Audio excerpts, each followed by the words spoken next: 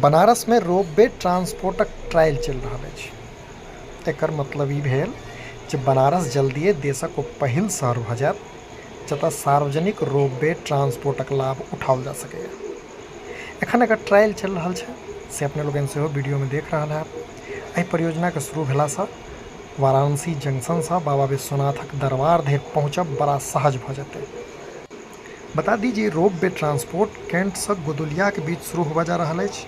आहि बीच में भारत माता मंदिर, विद्यापीठ, रथ यात्रा आ गिरजाघर स्टेशन सेहो बनायल गेल अछि। इहो बताओल जा रहल है जे रोपवे के मददसँ प्रत्येक घंटा 6000 यात्री कैंटसँ गोदुलिया के बीच आवागमन कऽ सकैत छथि। एहि सेवा 24 घंटा में 16 घंटा लेल जारी रहत।